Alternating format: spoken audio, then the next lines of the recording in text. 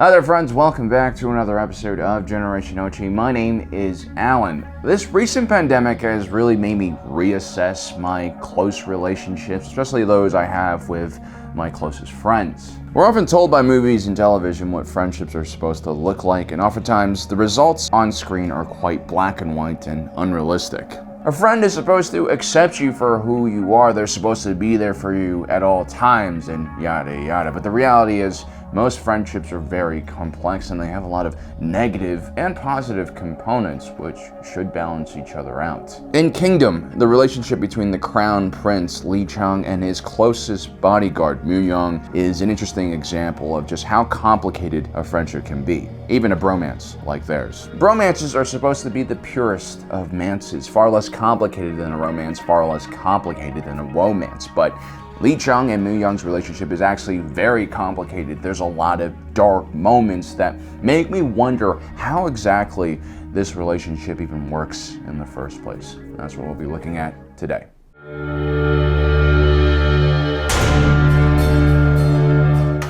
The Joseon dynasty period of Korea featured a rigid class system, which clearly defined the worth and value of each group in society. The very bottom of the social ladder were the cheonmin. These were mainly slaves, outsiders, and individuals involved in unclean professions. This is a hereditary status, and there was no mobility for people in these groups. The lepers that we see the Joseon dynasty turn into zombies in order to fight off the Japanese are most likely cheonmin. Above them we have the sangmin, or the clean workers. These were the common laborers and farmers that populated many of the rural areas of Korea, like the individuals we see looking for aid in the clinic that is infected in the very first few episodes. Above the sangmin we have the jongging, or upper middle class. These individuals mainly served as bureaucrats and other low government positions. These are the individuals who provide a buffer between the commoners and the upper class yangban, or the scholar gentry, who essentially controlled much of Korean society. In Kingdom, we see that Korea is in a terrible situation even before the zombie plague strikes. There were massive famines and disease running rampant through the countryside. Everyone below the Yangban upper class are basically suffering and sustaining themselves on little more than scraps of food. Meat is considered a prized luxury and people are willing to do almost anything for it. During one of the early episodes, an entire clinic of commoners devour a soup broth, which main ingredients included a dead human body. Although it's hinted that no one knows that they are consuming a human being, it's clear from the shape of the bones in the broth that at least some of these people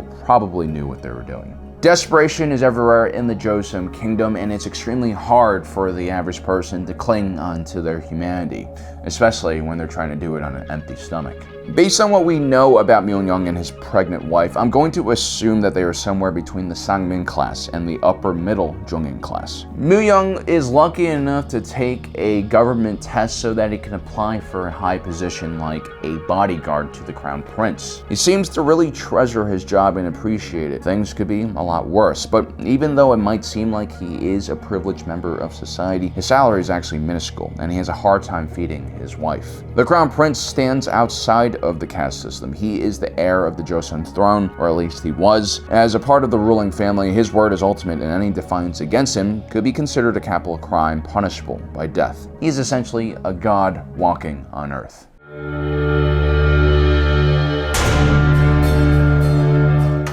So life is tough on the Korean peninsula. This is the way. They are surrounded by hostile Mongols to the west. Japanese pirates hug their coast, and the Chinese emperors see them as little more than a small tributary state. A harsh life creates a harsh society, one that is bound by rigid rules, traditions, and customs. And as things collapse all around them, the people of the Joseon dynasty desperately cling onto their rules and regulations as if it is the only thing that can save them from the chaos. But clearly, these rules and regulations and traditions that govern Korean society only serve one purpose, and that is to keep the ruling elite and Yangban in power. These are the very same people who are actually causing the starvation and mismanagement of resources through their own corruption. I mean, they're even responsible for starting the zombie plague. A crown prince and his bodyguard cannot be friends because that would lead to chaos. And so when the audience sees the crown prince's elitism and that smug look of superiority on his face, what they fail to understand is that if he does not act this way, Korea will fall into chaos. Despite their very different stations in life, both Prince Lee Chang and Mu-Yeong share one thing. They both are forced to put on a mask and behave in the way that is expected of them by society, because if they do not, then surely Korea will fall to chaos.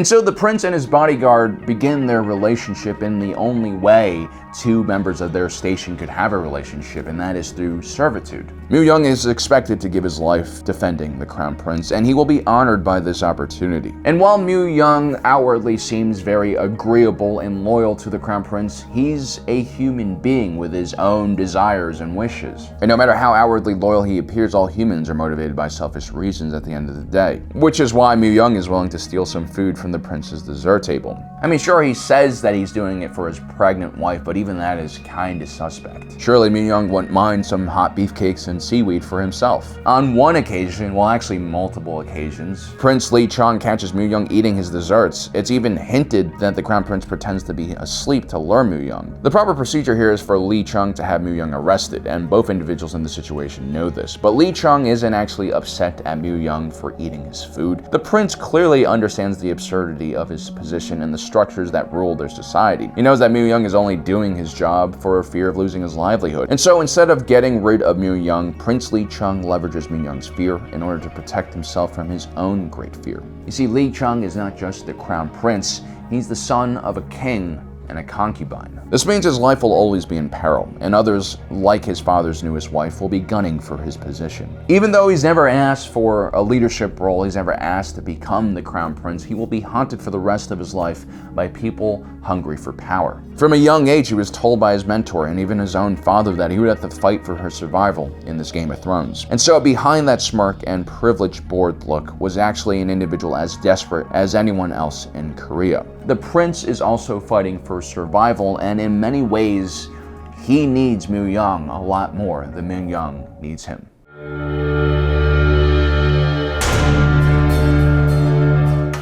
Just because the prince is looking the other way and also has kind of blackmailed Mu-Yeong doesn't mean that a friendship will just develop out of thin air. Their relationship needs to be given some space to develop more. This is only possible when the two flee from the palace and the capital. The further away from their official positions they go, the more relaxed they become, the more they drop this facade that is required of them by Korean society. On their first night away while resting around a fire, Prince Lee Chang awkwardly jokes about killing Mu-Yeong's family. It's awkward because Lee Chang and Mu-Yeong aren't actually friends at this point. They're just colleagues, and this is not exactly something you should say to a colleague. The scene also shows us the disparity between the crown prince and his servant, Mu-Yeong. Mu-Yeong legitimately fears this threat from the prince, while for the prince, it's just an amusing attempt at humor. But soon the two have to face several trials of combat as they fight off the zombie hordes. Prince Lee Chang also gets a crash course in what kind of responsibility a royal family member has to his people. He's quickly asked to take responsibility of the villagers around him, and he needs to rise up to that challenge. Mu-Yeong, seeing what kind of man Prince Lee Chang is, also begins to believe in him. During one respite in between zombie battles, we see Lee Chang get disrupted by a bunch of young kids playing football. Mu-Yeong sternly calls the children over to the prince, who seems to want to talk to them. Instead of scolding the peasant children for disrupting him, though, Lee Chang instead hands each child a strip of beef jerky, an extremely prized possession during this period of feudal Korea, where meat was only reserved for special occasions. Everyone is really shocked by this, including Mu-Yeong. Remember, the only reason he is on this crazy trip in the first place was because this now fugitive crown prince blackmailed him into it after he had stolen a few pieces of dessert from the prince's table. The further away from power, the further away from the palace, the more human we see the prince become. The trappings of his position fall away along with all of the stress and tradition and procedure. He's finally able to properly see and care for the people, who is his responsibility because he will be the future monarch. At this point, Mu-Yeong is a fugitive as well. The crown prince is on the run, and because he's associated with the crown prince, his life now is in danger as well. In ancient Korea, it wasn't uncommon for the entire household of a political figure to be arrested as well and killed. Mu-Yeong actually has every reason to betray Lee Chang and kind of separate himself away from this sinking ship. And he has a lot to live for, including that pregnant wife, which we later learn is being held by the evil Cho clan, who are trying to take over the throne. But Mu-Yeong chooses to stay at the prince's side because he finally is beginning to see what kind of man Lee Chang is. It's no longer just his duty and job to protect the prince. Mu-Yeong actually now likes the prince. He has respect for him, and more importantly, they're quickly becoming friends.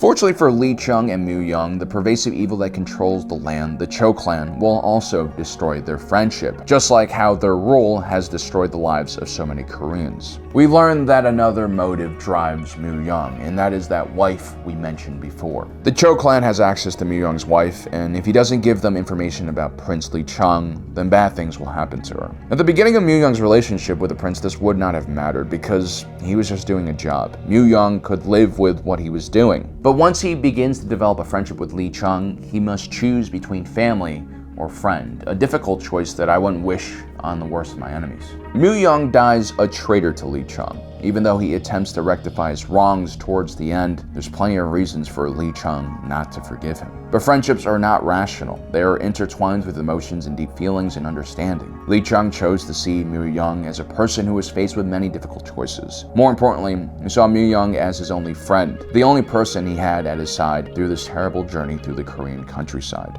Mu-Yeong's betrayal hurts Prince Lee Chang to the core, but Mu-Yeong's permanent departure from life breaks him. When Prince Lee Chang finds out that the Queen Regent has had a miscarriage and was now trying to cover it up by using a newborn baby as a replacement, and that replacement happened to be Mu-Yeong's son, Lee Chang is again placed in a difficult position. Does he allow an imposter to rule the kingdom, or does he take what rightfully is his, according to Korean tradition? The slaughter of family members was quite common during periods of transition and rule in ancient Korea. But Lee Chang rejects to follow tradition because the friendship he has had with Mu-Yeong means far more. It was far more real and tangible than any kind of position he ever held. It's probably one of the few things to have ever mattered in his life. Society places many trappings on who we are as people. Our jobs and our communities try to shape and conform us into different types of behaviors. And that's because it's quite natural for people to want to control each other. It makes us feel safe when the people around us are like us. It makes us feel like we're in control of our surroundings. But when that control becomes extreme, just like how extreme society was in the Joseon dynasty, it prevents us from being ourselves. And if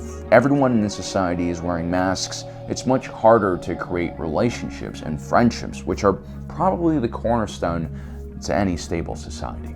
Well guys, I hope you enjoyed today's breakdown of the friendship between Mu-Yeong and Lee Chang. It's one of the reasons why I love Kingdom so much. Don't forget to subscribe and hit that notification button down below as well so you don't miss out on the rest of our Generation OG content. Until next time, my name is Alan. See you guys later.